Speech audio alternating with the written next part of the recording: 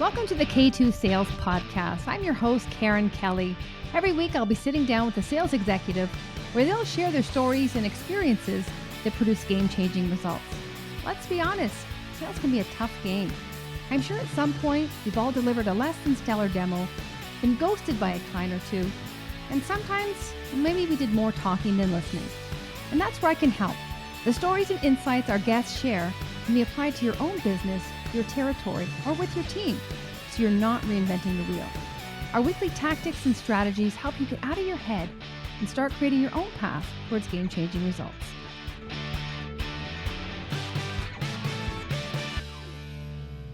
Welcome back to the K2 Sales Podcast. I'm your host, Karen Kelly. Now, for those new to the podcast, welcome. For those returning, welcome back. I had the pleasure of speaking with CEO and founder of Palmer Creative Group, Kevin Palmer, who's a marketing specialist. And oftentimes we know marketing and sales folks don't see eye to eye. But Kevin and I definitely were aligned in the importance of capturing the voice of the customer and really getting feedback as to what as organizations we are doing well, where are there gaps that we can improve upon, and getting that information from the source, which is the customer.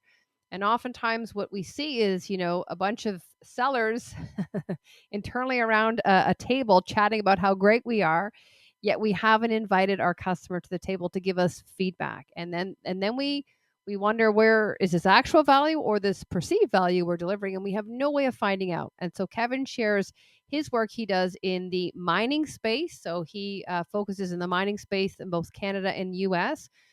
And regardless of the space you're operating in, it's important to really meet with these clients and get their feedback. And the way in which he approaches it is that you were identified as this company's top customers. And in order to for them to get better, we really would love to know what you would like to see. And even in his approach, he's taking that customer-centric approach and really making them the focus of the conversation. And then they're taking the feedback and they're applying it. And what he's seeing with his customers is that they're generating more opportunities, more sales. People want to meet with them because, again, when you think about integrity and accountability, it's doing what you say you're going to do. And so when customers are giving them feedback, they're taking that feedback, they're incorporating it into their message, into their process, into the way in which they onboard their customers, how they navigate, how they communicate with them. That's a great sign in that you say and you're doing what you said you're going to do. I mean, so many times people aren't doing that. So he shares a lot of insights that he's doing that you can also do, again, regardless of the industry you're working on. So the importance is getting feedback, getting in front of those people and having the information, capturing, sometimes it's the hard stuff that, you may not enjoy hearing, but that's the only way that change and improvement can come out of it. So highly encourage you to take a listen and keep in mind that this is regardless of the industry you're in, that we need to be connecting with our customer and not, 1 month before our contract is up, or for a SaaS company, the renewal is taking place. It's very obvious in what we're doing there, because they're thinking, where were you the entire time? Where were you when things went wrong? We could have gotten in front of this. How can you lead with transparency and share some of the roadblocks that are potentially coming our way? And how can we collaborate and work together and maybe co-create that solution? And so this is what he's doing for his customers, and he's seeing huge results. So take a listen. Let us know if you've implemented any of these or applied these, or perhaps hired a third-party company to go and gather this information on your behalf. And as a result, what results have you experienced? So enjoy the conversation, and we'll see you next time. And I am delighted to bring marketing specialist Kevin Palmer to the podcast. Welcome to the podcast, Kevin. Thanks, Karen. Thanks for having me. Beautiful day.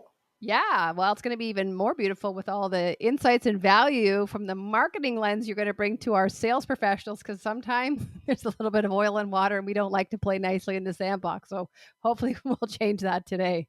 With your marketing background, I want to kind of dive right into it. And I know, marketing and sales definitely need to work together, and sometimes they don't.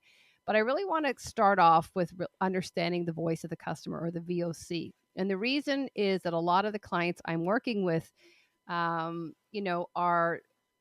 perceived value and there's actual value. And they're saying, God, what we give here, we're so valuable. And it's like that's four internal stakeholders talking amongst themselves. And yet they rarely go out and actually get information from their clients to see, okay, in fact, is this still valuable? And if it is, what specifically are you able to do now as a result of this, so that there's, something tactical and a Yeah. good ROI. So I kind of wanted to start with just, what are you seeing in terms of the VOC, the voice of customer? Are you seeing people seeking it? Are you seeing people not knowing what it is? Or just, if we kind of started high level there? Okay, so I can give you a perfect case study because my life has been that case study guy. Okay, so I've had a number of clients over my few years in business, and I had a client, not going to name them, but when I asked them, I say, well, I always start out with his best customer survey. It gives me a customer centric view on the sales. And they turn to me and they look me right in the eye and they say, we know our customers already and we know exactly what they're looking for. So I say, okay, great. And I proceed to traverse this country, the US, and all points in between, flogging this product, totally, totally flopping. Couldn't figure out why. Turns out, near the end of my contract with them, 15, 16, 18 months later, I go to their place of business. I visit their best customers. I talk to their best customers. Turns out they're not buying this product for the reasons that my client, thought they were. And so when it was pitched all over North America, they looked at me, what are you, crazy? This is way too much money versus what we're using. This is dip, dip, dip, dip, dip, dip, all the way down. What I did not have was the background information from those past best clients that said, oh, it's got nothing to do with the price of that. It's got to do with the reduction in lost time injuries. It's got nothing to do with the materials that they are using to get that price cheaper. It's because these materials never rot. So they protect the items you're storing in it forever. They never break down. And the list went on and on. Health, safety, productivity, increased speed in certain areas of their performance, increased profit for the company. Has nothing to do with the box or the thing that I was selling in particular, but had to do with all these other reasons that didn't come out until I finally met with the best customer and talked with them. And by then, Karen, it was too late because they had a budget, for me or for somebody of 150 or whatever it was a year, gone. Now the answer comes at the end instead of at the beginning, and now I've got all the answers, but it doesn't do me any good because they have no money to retain me and I can't work for free. And that's a great case study. First of all, you're in the mining industry. And so just the examples you shared there for mining. But what I'm hearing here, Kevin, is there was an off label use here. So they were using it for something that perhaps other benefits that they saw that you were not, or the company was not aware of. Yeah. And the only way you found out this information is by actually coming together with the customer, whether it's in person or in a virtual setting, to get to basically set you straight. And what did you, I just wrote down, we know our customers, but what what it sounds like is they actually didn't know their customers. They were buying the product in a different country for different reasons, totally. Much more advanced thinkers there in that mining business, and they'd been in it maybe longer. They have explored all these other avenues, and they knew the benefit to the health, the mind, the body, the productivity, the revenue, the net at the end of the day. All of it benefited. It had very little to do with the mechanics of the unit, the thingy, the widget that I was trying to pawn off for 18 instead of $6 had nothing to do with that price gap. That wasn't why they were buying it. They were buying it because the millions of dollars shrunk to half a million, whereas I was focused on the box and why it doesn't matter that the box was 3 times the price. It's ironic. I had a call this morning because I'm going in to do some objection training and objection handling. And oftentimes I say, well, I just want to speak with some of your sales team, because sometimes it's a valid, legitimate objection, but sometimes it's not, and they're unaware of the value it provides or how they use it. And so it's just like it's too expensive. And so this is the same in that they weren't aware of the use cases. And when you're just solely pushing price, and it's like, but there's so many other hidden agendas here and hidden items, they just throw out an objection and we take it at face value. And so the importance here of either leading with the transparency and leading with, those gaps and seeing if it's a deal breaker, but also if it's legitimate, like poking it apart and asking further questions. And you did that after the fact, but unfortunately, it lost you the existing business. But the only blessing here is that you now have the insight and awareness that you will take with you for future accounts. Exactly. The other mistake that I made that was fairly large in the sales world is that I relied on a one-on-one with one person that was representing the team per se, and they were the champion of this product. So I coached them on how to do this, that, and the other thing. They scamper into a meeting, and there's 18 people in the room, all department heads, and this person stands up and is going to make the pitch on this thing that's taken me a year and a half to memorize: benefit, feature, function, benefit. This guy's had 20 minutes. He stands in front of the committee, and the committee goes, "Yeah, but what about the price?" And he goes, done. Next. Every champion failed. Why? Because I didn't go in to the purchasing, separate from the geology, separate from the mine manager, separate to the engineering, anybody that could benefit from this product, this new way of doing things, I didn't contact. I was just happy contacting the front guy or gal who was the head of geology. They're not specialists in remembering 17 million points and all these. Whereas I can do it in my sleep. By this time, it's a year and a half. I memorized everything. I knew everything about them. Doesn't matter. Gave it to the champion. Champion meandered in, out the door, finished, ghosted. And I don't mean once, and I don't mean twice. I traveled Canada and I drove the US. I flew down to wherever it was and I drove and knocked on doors. I did an excellent job, just an excellent job of covering all the mines in North America. And I did all the mines in North America and failed at every single one of them. Well, I want to first of all commend you for taking accountability of where you fell short, because a lot of salespeople would say, you know what, it wasn't us, and they're just shifting the blame. And I think in life we can only move forward and be part of the solution when we acknowledge that we were part of the problem. So I think Yeah. that's really great that you've done that. I see it. I see this time and time again. And when we don't multi-thread, and that's when we're dealing with one person, we've got our eggs in one basket. And again, when we don't coach or mobilize our internal person. So let me ask you this, Kevin: what did you learn, or kind of what would your approach be next time, to avoid getting into a landmine? Bad word, but like in a situation like that for future. So the way I would approach it now is I would go and make 10 different meetings.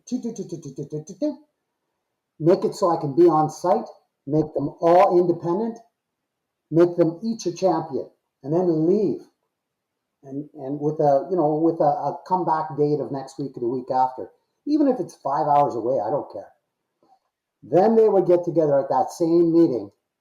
And when Buddy drops the ball on why this is important, this one will pick it up and say, "Oh, well, maybe you missed that part, but this is how this works." Then the top and the bottom and the sides are all pushing to squish that egg for me. I show up there, I'm answering questions that they didn't catch, maybe. And really, that's the close, because you've got all the key people sold because they all understand it, and they're all understanding those other cursory benefits, not price, but all the millions that are going to be saved in lost time, injury, and blah, blah, blah, blah, blah, blah, blah, right? That's what I do different. So I think what I'm hearing, that's a complex sale, and you're treating everyone individually, and treating them as champions, because oftentimes what I've experienced in my years of dealing in that environment is that they're tasked to be on this committee. Some of them don't know the other players, and they all have different motivations and different priorities. And so if you don't deal with them one on one and really understand like what the value is to them, initially to their team, their department.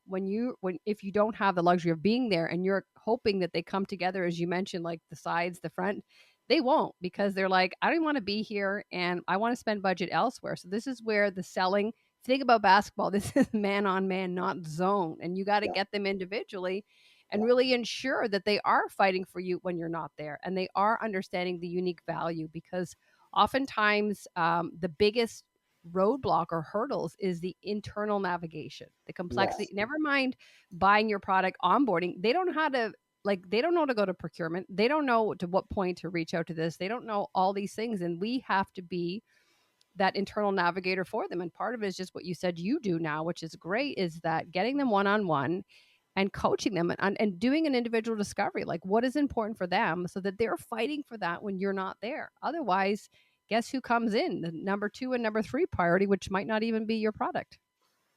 one of the big things that I've done in this case, and I've been on this gig about 8 months now, 8 months now. This one started out with the best customer survey, and the questions to the past best customers were, what do you like? What do you dislike? What do you want to see different? If I could mention something to the management of this company of things that you might want to change, what would they be if you remain confident, if you remain anonymous? Um, and this produced about 150 testimonials, and I'm not even done yet making testimonial sheets out of the conversations I've had. I did 50 surveys, took me about 2 months, and the result is a hit list of benefit, function, feature, all the way down every product, every service, blah, blah, blah, blah, blah, blah. And it's penetrating I mean, we're getting meetings left and right, and we're getting, there's a show coming up here next month. I called 15 people, probably booked 13 meetings. And so, just for my clarification, Kevin, when you're getting these meetings, are these meetings as a result of you in the feedback loop and making the changes, or are these meetings to survey people, or what kind of meetings are Well, these? these are sales meetings to get this service company into those new minds. Oh, okay, so you've incorporated the changes from the best customers. Now they're seeing, they've elevated their presence, and people they want to talk to them. Yeah. And so what we did is essentially we formed a regional hub in two sectors, one being Thunder Bay, where I am, and the other one being in Val-d'Or. And why this is important is it now offers them same day, next day service on, this is a geophysics company. So the clients are then able to get a company to go in and reduce their costs for drilling and standby time and all the rest of it. And these guys come in and tell them what's in the holes that they're drilling. So I don't want to go too deep into the mining thing, but essentially is providing exceptionally better customer service than anyone can provide, based on or predicated on the fact that there's local people here. They're not having to pay mold, demold, which is mobilization cost, demobilization cost. Their drill standby cost is gone virtually. They're able to get random service like phone call, they're there. And this is by listening to those best customers and altering the labor from being focused in Southern Ontario and bringing them to the Thunder Bay region to handle all the Red Lake. And there's 15 area mines here. So by stationing 2 or 3 technicians, they're able to do same day, next day service. Also in Val-d'Or in Quebec and Timmins. So now they've got 3 guys there and they're regionally dropping in on places and fixing stuff. So providing service is very important as well in the sales cycle, of course. And I think that's the beauty of those best customer service. The need to communicate with past best customers is huge. In, in and I'm not really a sales guy. I don't even profess to be. I'm a marketing guy, but I need to not let go of something I start until it's finished and watch it succeed and then move on. So, so I probably step on a lot of toes in the sales department. I try not to, but I try and forward the leads as much as I can. But I get the same thrill as everybody else does about figuring something out, putting the puzzle together and then closing them. And I got the added thing where I got these all these toys that I use, and I make pretty pictures and I do videos, and that tells the sales story without me having to one-on-one pressure anyone, anytime. I just put it out there, and I've got enough people following on LinkedIn that they look at it. And we'll get into your photography in a moment, but for those who are perhaps not in the mining industry, the B2B maybe complex space, what I'm hearing is um, you got to listen to your customer, and you wouldn't have found out the importance of local, moving your local base to where it is had you not had those surveys and had you not gathered information. So regardless of what it is for them, if it's local space, if it's turnaround time, if it's supply chain, whatever it is, we don't know that unless we're having conversations. And what you Yeah, did is you went out and surveyed the best customers. And bottom line is they don't lie, and the only thing is, they're going to stay best for a certain time. If they're voicing their feedback and they see nothing being done with it, eventually they drop off because they know that there's other options available. yeah, And so I think, not I think, I know that customer service and the way in which we make people feel way outperforms cost and yeah. product. A funny story was I did this in tourism as well with Travel Manitoba years ago. And so, you know, I wasn't in a position that was overly popular. I was working for the government at the time and put in front of a group of angry lodge and outfitter operators at the first meeting in my first week. I start out the meeting, and the auditorium or the hall is full of angry people. I didn't know this. I walked into it cold. I said, "My name's Kevin Palmer. I'm your new hunt and fish guy. Tell you the truth, I don't know a damn thing about hunting or fishing." Holy, my boss is like this on the table. And the buzz in the room was so loud, it was crazy. I happen to be kind of good at making PowerPoint. And I've been doing this marketing jazz for so long. So I said, "But let me finish." On goes the PowerPoint and it starts moving on its own and blah, blah, blah, blah. So I tell them that I'm going to survey their best customers. Well, I might as well told them I'm going to give them a drill in the tooth because none of them wanted to do it. But then they started to listen longer and my PowerPoint went way on too long. And one came in, and then another, and then another. And then by the time I had like 450 best customers to survey because now they got it. I'm going to call their customers. The customers are going to tell me what's wrong, what's right, what they'd like to see done different. And then they're going to get more money because they're going to get more sales. So, needless to say, I surveyed about 500 guys in the US, some of them really high end people. And there wasn't one that hung up on me or told me to go fly a rope or a kite. They all are passionate about their hobby, which was hunting and fishing. So it does apply to more than mining or more than industrial stuff. Mm-hmm. Yeah. So, Kevin, why are more companies not doing this when the information is so valuable? You're getting leads. People definitely want to hear what they can be doing differently to generate for retain their existing customers, but grow. Why do you think they're not taking advantage of this? It's a quick telephone thing. It's you give the customer all the advantages in the world. Shut me off. If you don't want to do this, just hang up the phone. And most of them stay on the phone for half an hour to 45 to an hour. That's how passionate people are about wanting to help.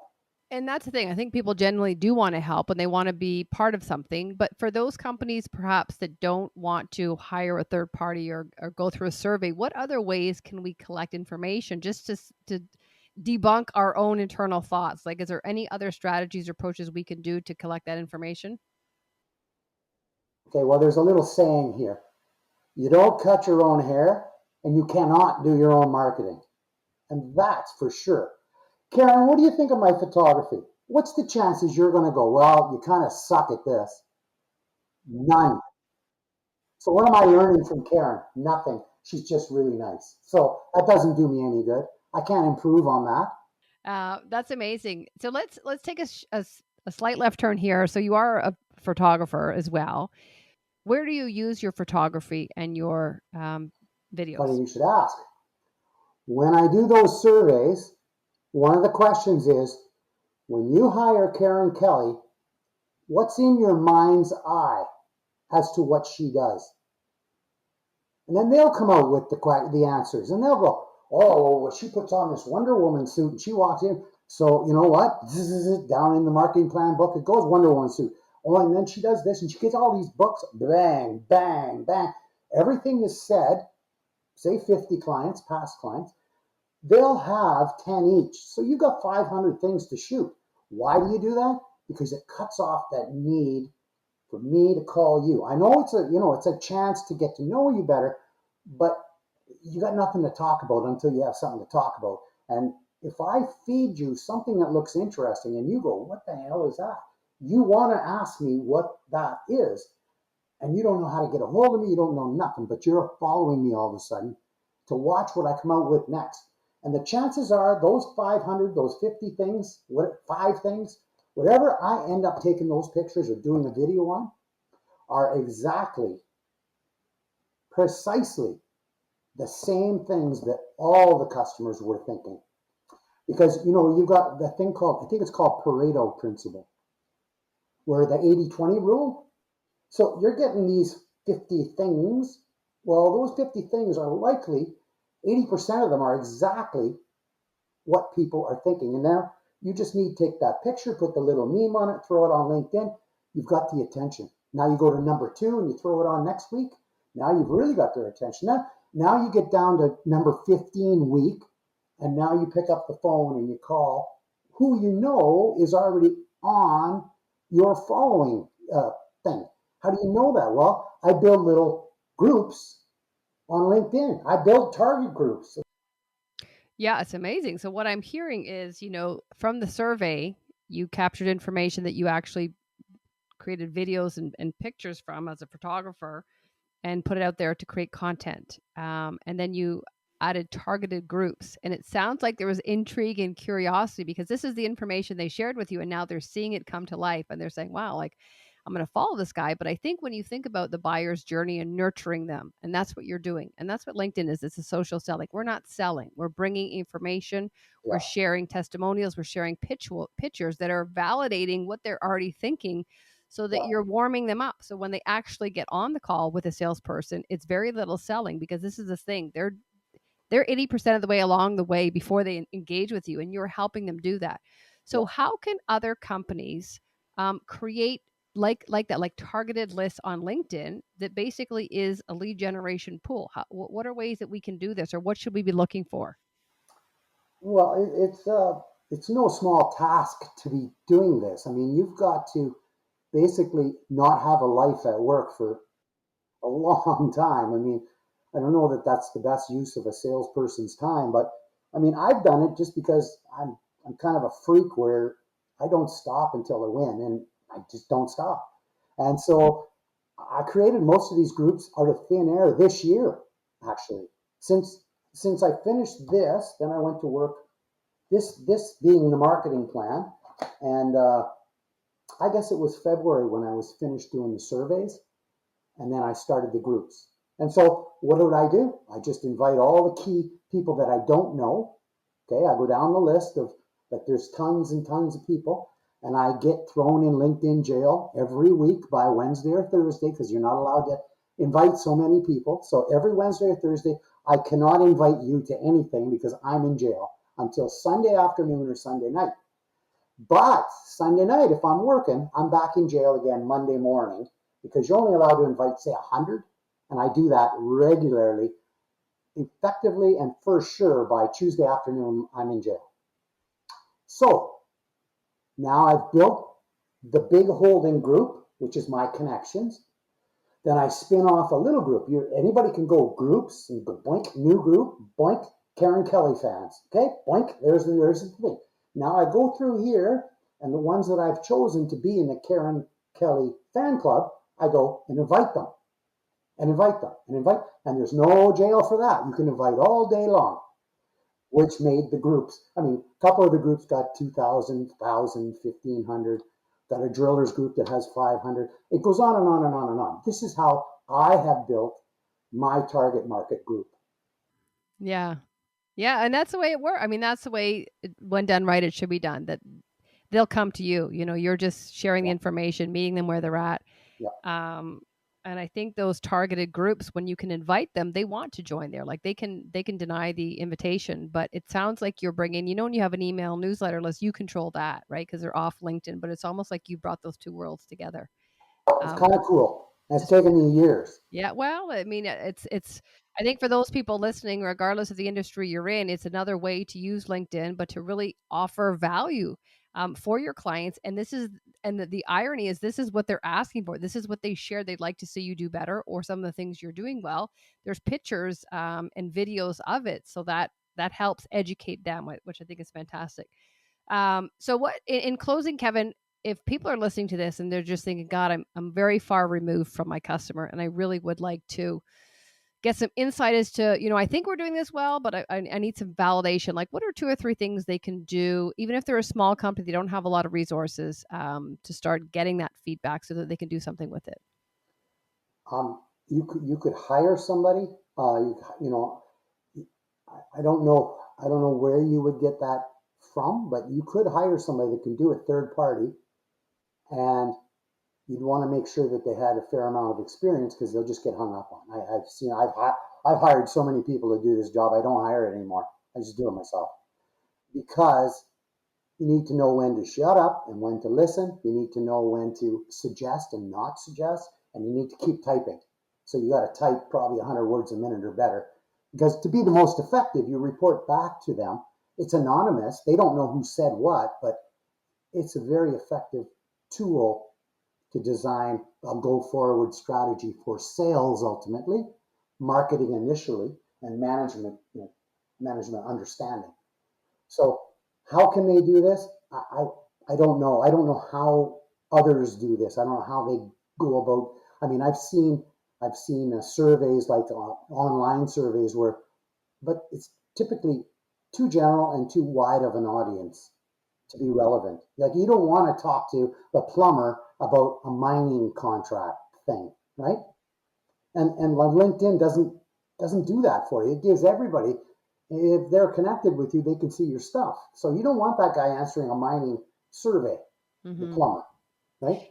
And what would you say to a QBR, like a quarterly business review with their client, to just kind of, check in and make sure that they're still providing value, that they're still solving the problem, and the partnership agreement is still in place from that first onboarding? What is the effectiveness of that in your experience? Well, I think being that guy at the end of every job is a smart thing to do. I mean, that's where we're heading right now. Is we're going to transition into, okay, the job was finished Wednesday. I'm going to call them next Wednesday. I'm going to say, hey, Karen, DJ, I was just doing work for you. I want to know a few things, and we're going to score your response out of 10, and then I'm going to provide it to all the team members and everybody on the entire company through an email, not mentioning your name. And we're going to say, and you know what? I've done this before with other people. The first couple were really bad. After that, they were 10 out of 10 because the client is scoring the service work. Any number of parameters. You can pick whatever you want, but essentially they're saying a level of satisfaction or not. And the first couple always come out 3 out of 10, 4 out of 10. And by the time that circulates around, they have a couple of meetings about it. My clients I'm talking about. As soon as that number 3 or number 4 comes in, it's always 9 out of 10, 10 out of 10, 9 out of 10, because they all know it's not the supervisor they're worried about. It's that end user client who's responsible for that project in his department. And he's for sure going to say if he was not happy. That's way more effective than quarterly sit down with a suit and tie on and go. I mean, you slug it out with them. If there's something wrong, fix it. And because it's still fresh, you can send somebody back and fix what's wrong right there. You can't do that a month, 2 months later. They're already annoyed and gone on. So you want to keep best customers. You keep them happy. You keep them serviced. You keep attention to them. Yeah, I think those are all great points, and it sounds like that's what you're doing for your clients. So kudos for you. For those who are listening, Kevin, and are intrigued with what you do and want to learn more about perhaps your services, your photography, what is the best way for them to connect with you? Best way to connect is just to call me, 807-625-1441. I don't put any proprietary information online. If they want to see a bunch of pretty pictures, they can go to palmercreativegroup.com. Excellent. We'll include all that in the show notes. Well, listen, thank you so much for sharing your expertise and the work you're doing with your customers to really ensure that we are capturing the voice of customers. and retaining and growing our customer base. So thank you again, Kevin. Awesome, Karen. Thank you so much for having me. My All pleasure. right, take care. Thanks for tuning in, everybody. We'll see you next time.